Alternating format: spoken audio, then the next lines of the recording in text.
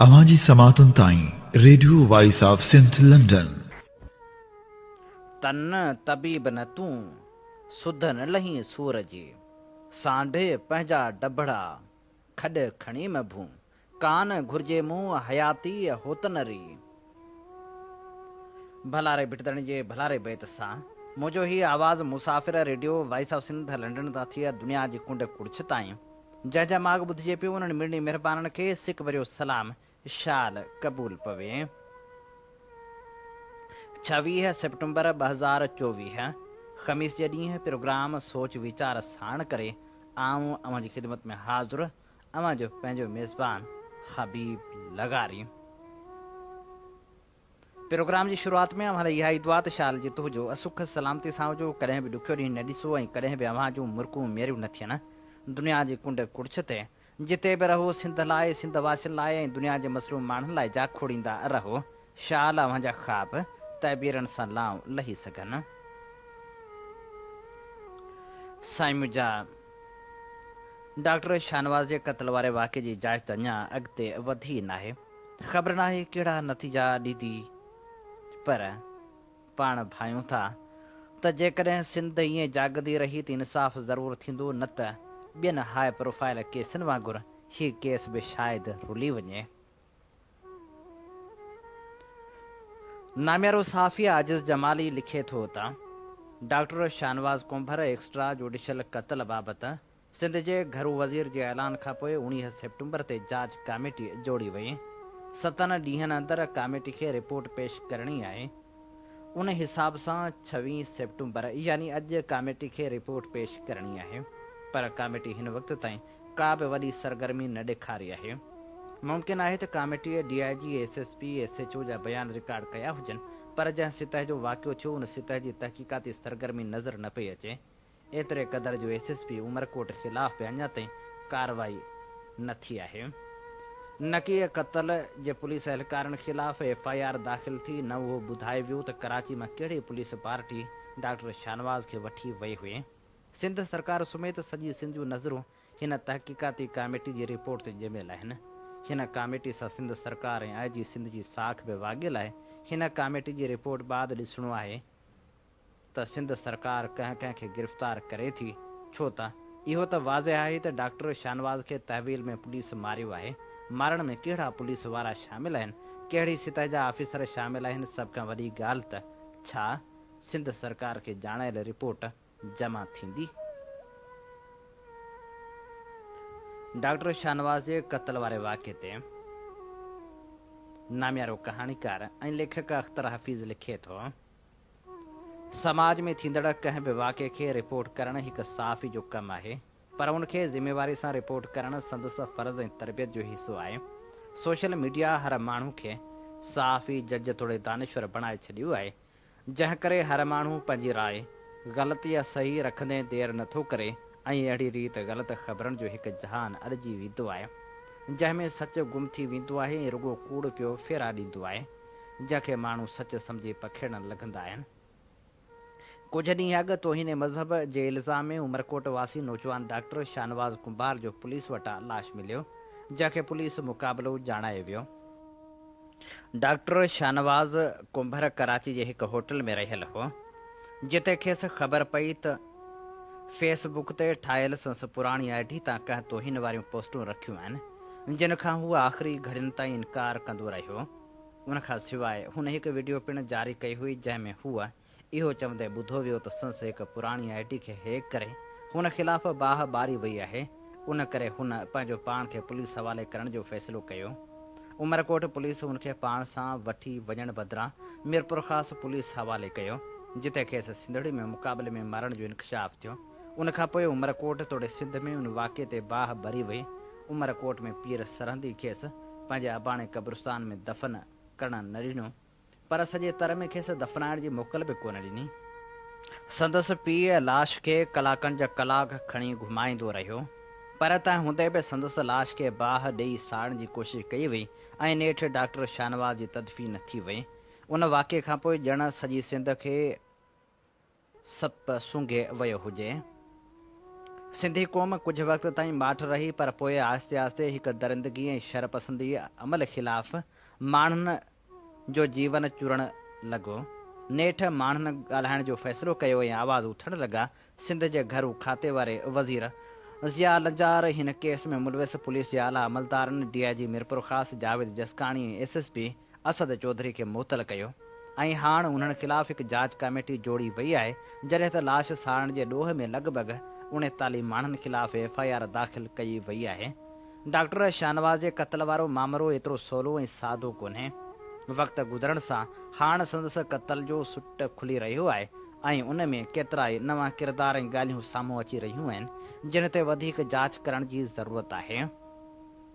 हिन सॼे मामले खे बहितर नमूने रिपोर्ट करण जी ज़रूरत आहे। डॉक्टर शाहनवाज़ ख़िलाफ़ वावेला करण में अणपढ़ियल ऐं ब्लैक मेलर सहाफ़ी, उस्ताद तोड़े मज़हबी जमायतनि जे इंतिहा पसंद माण्हू शामिल आहिनि। साॻी रीति हाणे हिन केस खे बिगाड़ण में केतिरा ई माण्हू मैदान ते लथल आहिनि। जेकॾहिं मक़तूल जे वारसनि खे इंसाफ़ ॾियारणो आहे ऐं मुस्तक़बिल में अहिड़ो को वाक़ियो न थिए त हिन वाक़िए खे हक़ीक़ी नमूने रिपोर्ट करण जी ज़रूरत आहे। कंहिं वाक़िए खे रिपोर्ट करण वक़्तु जिन ॻाल्हियुनि जो ख़्यालु रखियो वेंदो आहे, उन्हनि में हिकु त मुतासिर धुर जो मौक़िफ़ चिटो रखण जी ज़रूरत हूंदी आहे। उन जे वात में सहाफ़ी पंहिंजी ॻाल्हि न विझे ऐं न ई चवराए। ॿियो, ॿुध सुध वारनि ॻाल्हियुनि खे रिपोर्ट करण बदिरां उन्हनि ॻाल्हियुनि खे रिपोर्ट कबो आहे जेके हक़ीक़ी हुजनि, जिन जो को ठोस सबूत हुजे। उनखां सवाइ मामले ते जज थी फ़ैसिलो न करणु घुरिजे। हिकु सहाफ़ी जो कमु जज थी फ़ैसिलो ॾियणु न पर मामले खे रिपोर्ट करणु आहे। फ़ैसिलो अदालतूं कंदियूं आहिनि। जेकॾहिं कंहिंसां को ज़ाती वेर आहे त उनखे फ़िलहाल पासीरो रखी मजमूई तौरु रिपोर्ट करण जी ज़रूरत हूंदी आहे।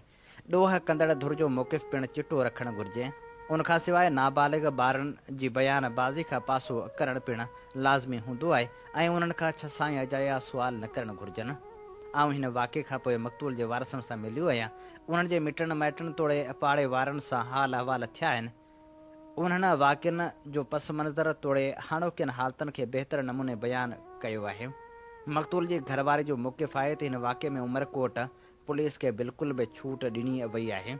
उन ख़िलाफ़ का बि कार्रवाई अमल में न आंदी वई आहे। हाणे ठाह करण लाइ दॿाउ विधो पियो वञे। हूअ उमरकोट पुलिस खे हिन क़त्ल जो ज़िम्मेवार करार ॾिए थी।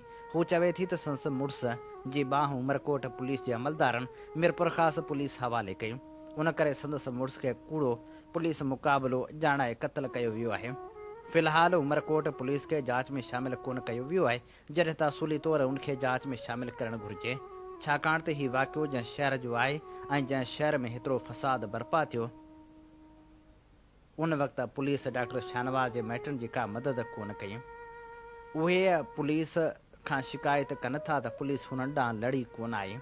औरतनि पंहिंजी मदद पाण तहत घरां निकिरी लाश खे दफ़नाइण जो बंदोबस्तु कयो ऐं फ़सादियुनि खे मुंहुं ॾिनो। उहे अदालती जांच जो मुतालबो कनि था।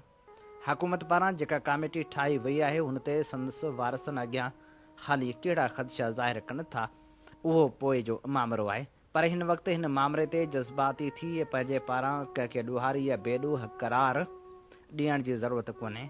जीअं मक़तूल धुर जो चवणु आहे त हिन वाक़िए में पुलिस अमलदार ख़लील कुंभार जो हथु आहे। मौक़िफ़ जी हद ताईं उहा ॻाल्हि सही आहे, पर जेके माण्हू चवनि था त ख़लील कुंभार ॾोहारी आहे, उहे ग़लति आहिनि ऐं जेके चवनि था त हू ॾोहारी कोन्हे, उहे पिणु ग़लति आहिनि, छाकाणि त जेसिताईं वाक़िए जी साफ़ ऐं शफ़ाफ़ जांच नथी थिए, तेसिताईं कंहिं लाइ बि को फ़ैसिलो ॿुधाए नथो सघिजे।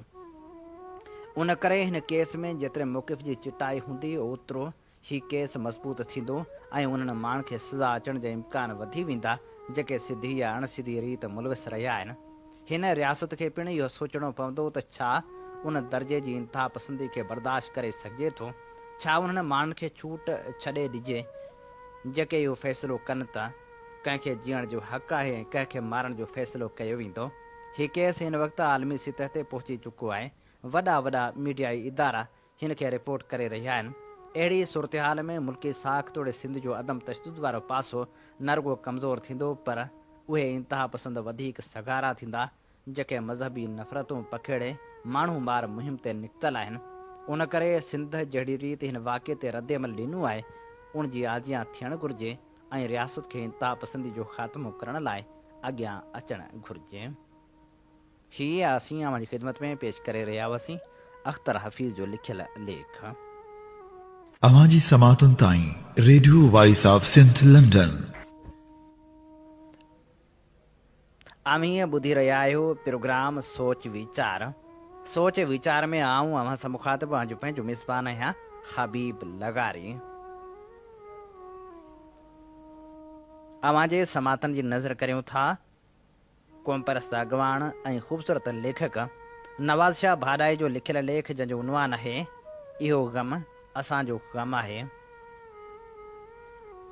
आऊं उन ॾींहुं सोशल मीडिया जी स्क्रीन ते जंहिं महिल अमरकोट वासी डॉक्टर शाहनवाज़ जो हुजूम हथां सड़ियल लाश ॾिसी रहियो हुउसि ऐं रोई रहियो हुउसि, उन वक़्तु मुंहिंजे तस्वर में अलाए छो ईरान जी बाग़ी औरत कुरतुलैन ताहिरा जो चहिरो हर हर तरी थे आयो।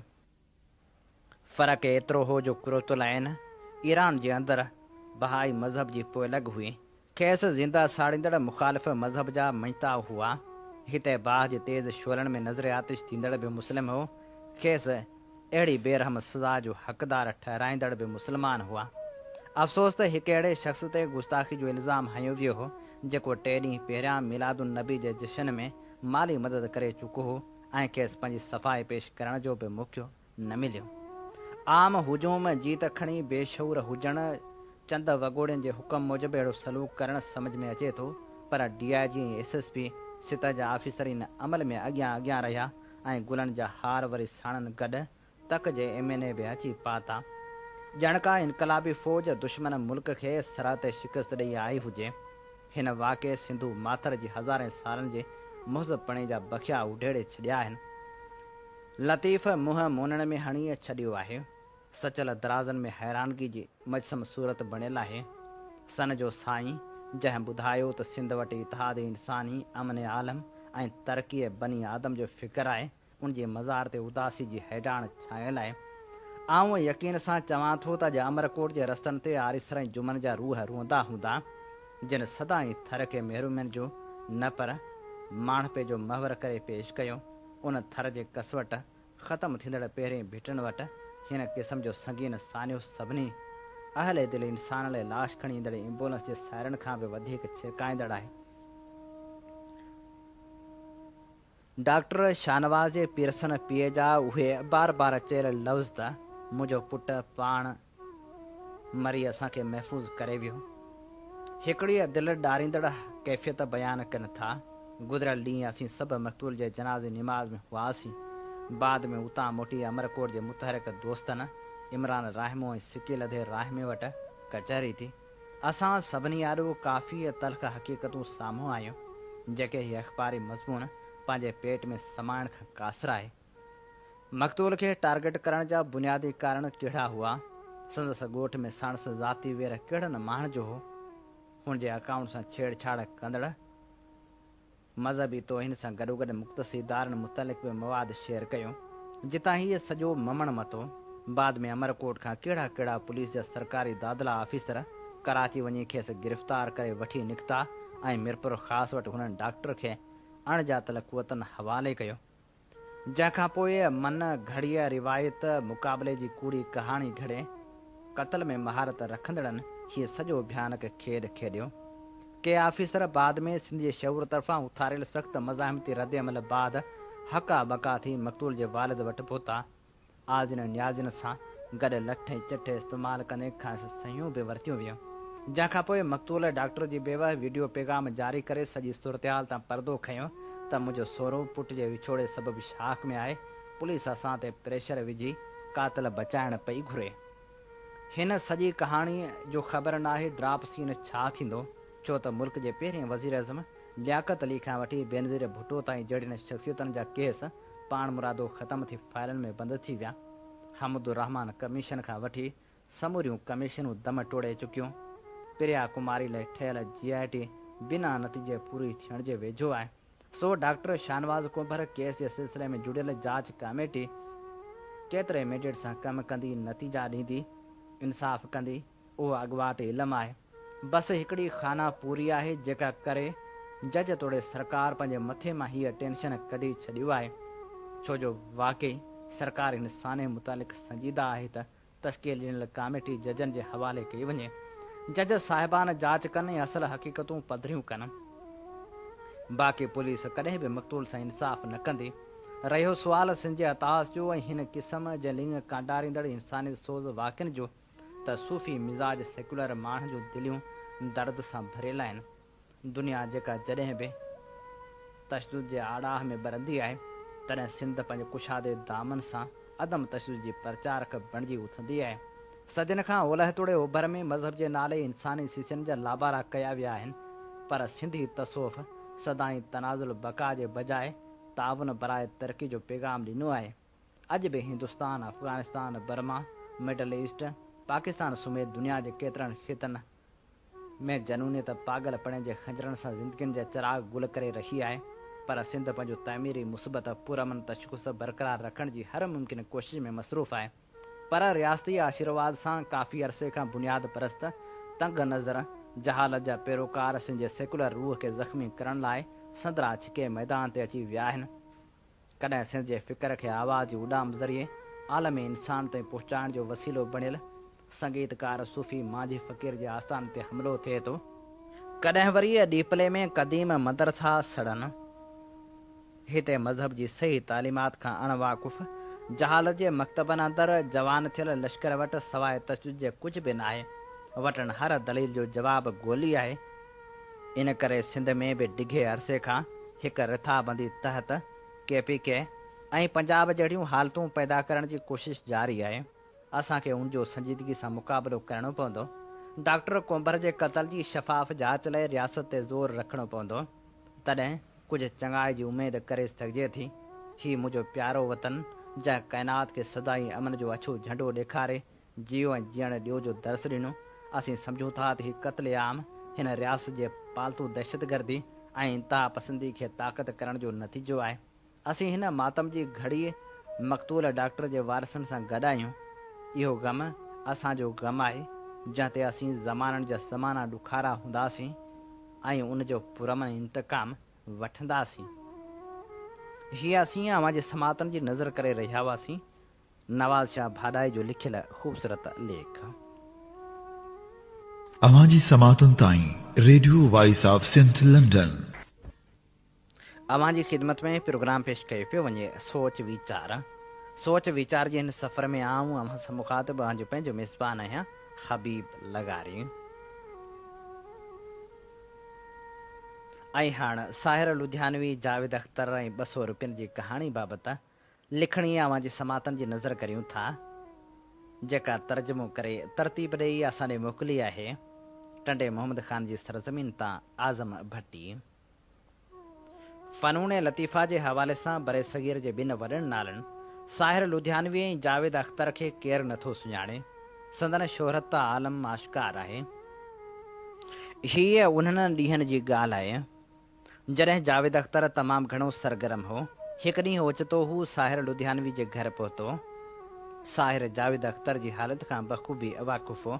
साहिर इंतिहाई नरम लहजे में जावेद अख़्तर जी ख़ुददारी खे बिना नुक़सान रसाइण जे चयो त नौजवान, मैज़ ते 200 रुपया पिया आहिनि, उहे खणी पाण वटि रख। जॾहिं तो वटि थियनि त मूंखे वापसि कजां। 200 रुपया उन वक़्त में वॾी ॻाल्हि हुई। 100 रुपया खुलिया करण लाइ माण्हू बैंक या पेट्रोल पंप ॾांहुं कई वेंदा हुआ। जावेद अख़्तर 200 रुपया खणी ईअं रखिया ॼण त साहिर ते थोरो कंदो हुजे। रखां थो पर वापसि कोन कंदुसि। जावेद अख़्तर वराणियो। वक़्तु गुज़रंदो रहियो।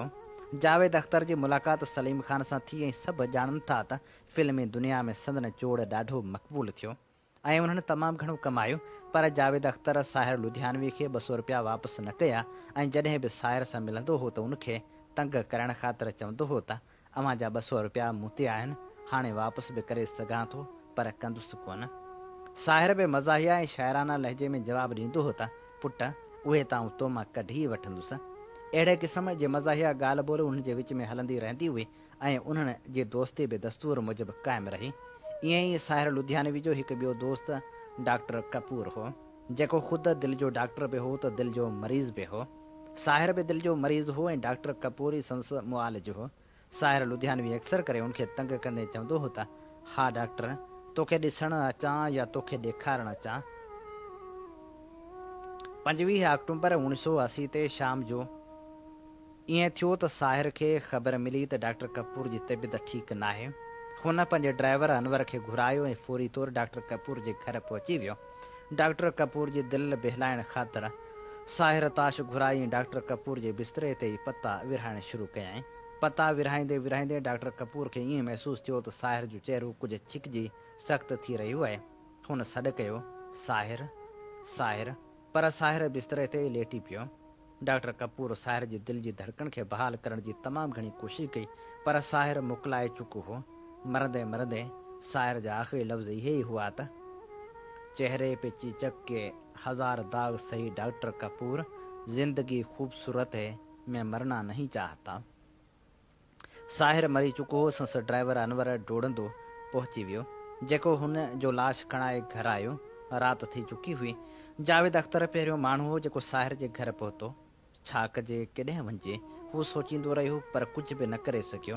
बसि साहिर जे लाश जी सिरांदी खां वेही ॿारनि वांगुरु रोंदो रहियो। सुबुह थी, जनाज़े जो इतला कयो वियो। माण्हुनि जो हुजूम गॾु थियणु शुरू थी वियो। पोइ बसि उहो कमु शुरू थी वियो। दरवाज़ो खोले छॾियो, दरी बंदि करे छॾियो, चटायूं विछायो। जीअं जीअं चयो, जावेद अख़्तर ईअं ई पिए कयो ऐं रोंदो बि रहियो। लम्हा गुज़री विया।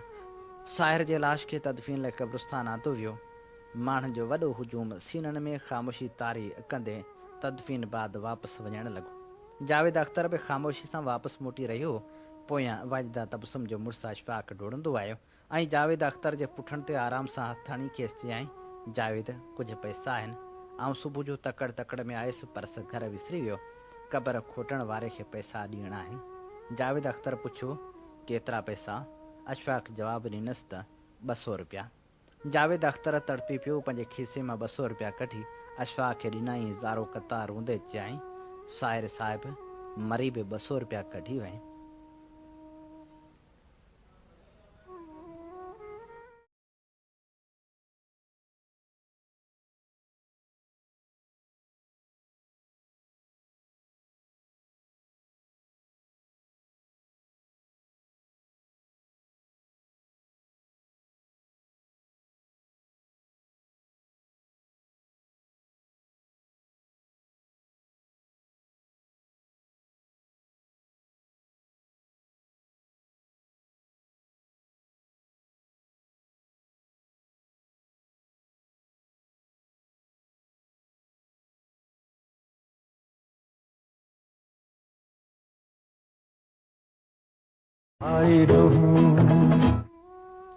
साहिर लुधियानवी ऐं जावेद अख़्तर बाबति ही असीं अव्हां जे समातनि जी नज़र करे रहिया हुआसीं। आज़म भट्टी जी तरतीब ॾिनल लिखणी। प्रोग्राम सोच वीचार में हाणे शामिल करियूं था। डॉक्टर अली रज़ा काज़ी जो लिखियल लेख जो उनवान आहे, हयाती सोढ़ी थी अवई आहे। समझ में नथो अचे त जंहिं समाज में पाण रहूं था उनजी बेहसी खे छा चइजे। इल्ज़ाम भले केतिरा बि संगीन छो न हुजनि, बहरहाल उहे एसि ताईं इल्ज़ाम ई हूंदा आहिनि जेसि ताईं साबित नथा थियनि। इल्ज़ाम हेठि आयल थर जे डॉक्टर खे पुलिस तरफ़ां कूड़े मुक़ाबले में मारण ऐं वरी जाहिल माण्हुनि तरफ़ां उन जे मुर्दा जिस्म खे साड़ण सच त हयाती खे एतिरो त सोढ़ो करे छॾियो आहे जो ओभर में ओलह जो चरियो सम्झो वेंदड़ दानिश्वर फ्रेडरिक नटशी यादि अचे थो, जंहिं हिकु भेरे सवाल जे जवाब में वराणियो त माण्हू खे हिन दुनिया में न अचणु घुरिजे हा, पर जेकॾहिं हू आयो बि आहे त जेतिरो जल्द थी सघे वापसि मोटी वञे। कुझु माण्हुनि लाइ त लफ़्ज़ी बम ॻोल्हा थी वञनि था त उहा पिणु हक़ीक़त आहे त कुझु माण्हुनि लाइ तबरा पिणु बेअसर थी विया आहिनि। सच त कुझु माण्हुनि खे लानतनि मलामतनि जी परवाही न रही आहे। अहिड़े संगीन हालतनि में लोड़णो फ़क़्ति हसास दिलि रखंदड़ इंसाननि खे ई आहे। रोज़ जे बुनियाद ते अहिड़े करब खे मुंहुं ॾिजे थो जंहिंखे लफ़्ज़नि में बयानु नथो करे सघिजे। ॿिए तरफ़ जंहिं समाज में रहूं था उते गुंडा राज लागू थी चुको आहे। जंहिं माण्हू वटि जेतिरो वित आहे उहो ओतिरी गुंडागर्दी करे थो। घर जी भित खे घटी ताईं वधाइणो हुजे, विच रस्ते ते गाॾी बीहारे डाड़ा ठकाव हणणा हुजनि, पंहिंजे घर खे महफ़ूज़ बणाए ॿिए जे मकान में पाण जो वहिकिरो छोड़णो हुजे, बाज़ारनि में बीही गारियूं ॾियणियूं हुजनि, कंहिंखे घरोड़े भूंडो ॾियणो हुजे, जेको बि दिलि में अचे सगार करे ॾेखारिणो आहे, केर बि रोके त ॾेखारे। ही त आम माण्हू जो वहिंवारु आहे। वापारियुनि ऐं दुकानदारनि जी गुंडागर्दी पंहिंजी जाइ ते। रोज़मर्रा जी ज़रूरतनि में इस्तेमालु थींदड़ शयूं जंहिं बि क़ीमत ते विकिरो कनि उन्हनि जी मर्ज़ी। टमाटा 20 रुपया खपाइनि, उन्हनि जी मंशा। साॻिया टमाटा ईद जे वक़्तु 300 रुपया किलो विकिरो कनि, उन्हनि जी मर्ज़ी। वापारियुनि जूं मनमस्तियूं पंहिंजी जाइ ते, पर वरी जॾहिं सरकारी कामरनि खे ॾिसूं था त ठप ठरियूं वञनि। कुझु ॾींहं अॻु मुंहिंजे ॻोठ में ॿिनि बिरादरियुनि में ॿारनि जी ॻाल्हि तां झेड़ो थी पियो। हिकु बिरादरी जे बज़ाहिर नेक निमाज़ी परहेज़गार हमरा ॿिए बिरादरी जी हिकु औरत खे चमाट वहाए कढी।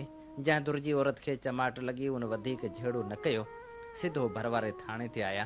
पर पुलिस वटि जेको इंसाफ़ आहे उन ते हाणे ॻाल्हाइण ॼण लफ़्ज़नि जी तोहिन लॻे थी।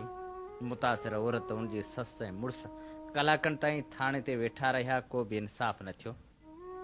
नतीजे में ख़ाली हथें ॻोठ में मोटी आया। हिकु त औरत खे चमाट मथां उन धुर ख़िलाफ़ का बि कानूनी कार्रवाई न थियण, बसि हाणे ॿियो कुझु न आहे, हमरा ॻोठ मां लॾण लाइ सामान वेढ़े पियो। उहो को हिकु वाक़ियो न आहे। हर पल अहिड़ियूं वार्ताऊं हिन समाज जो शेवो थी वयूं आहिनि।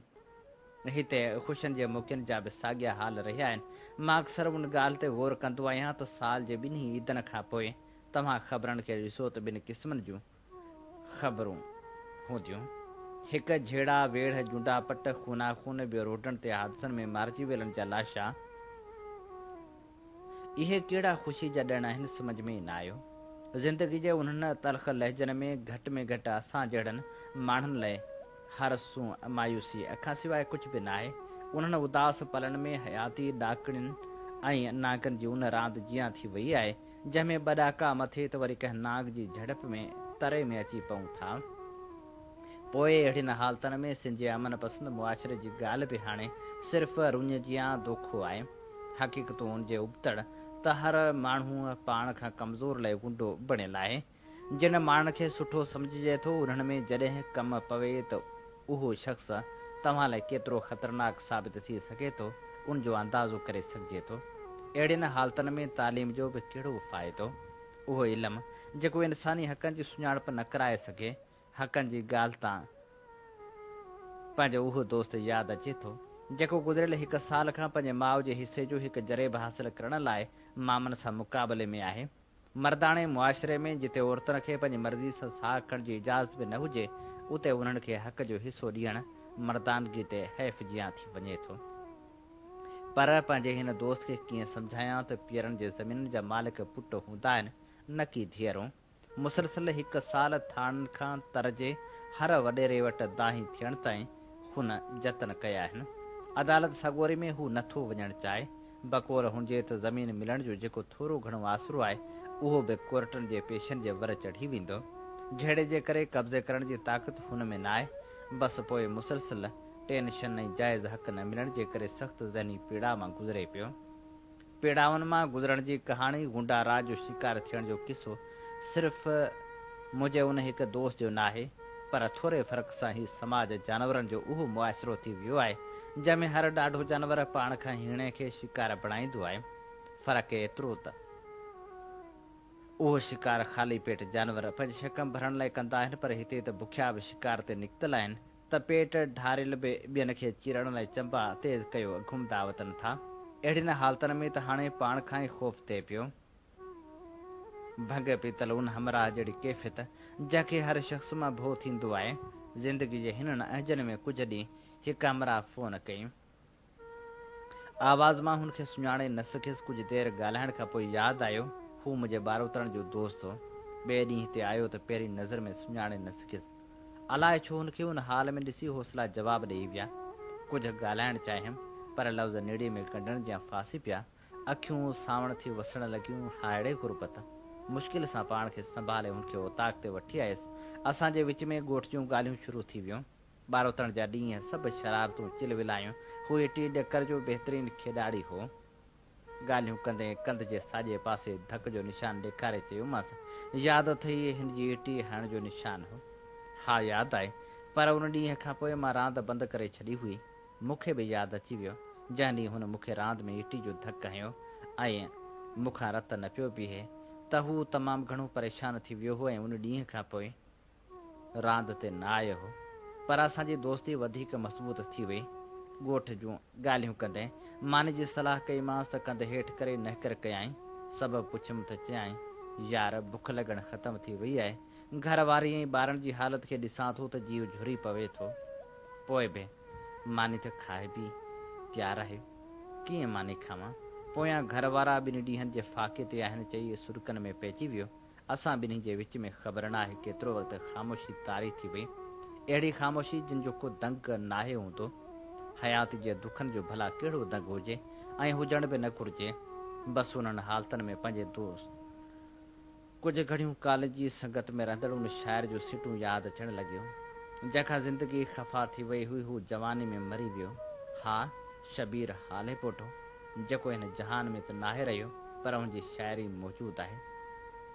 दर्द दिलि जा बखिया उधेड़े वियो, ज़ब्त छा हौसलो रहियो नाहे।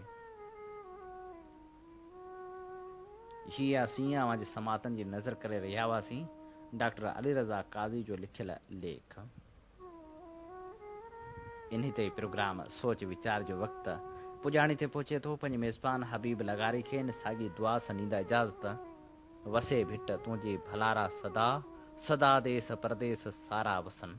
कॾहिं सींद सिंध जी न मेरी थिए, कॾहिं मोड़ कंहिंजा न मुरझाइजनि। अवां जी समातुनि ताईं radio voice of Sindh London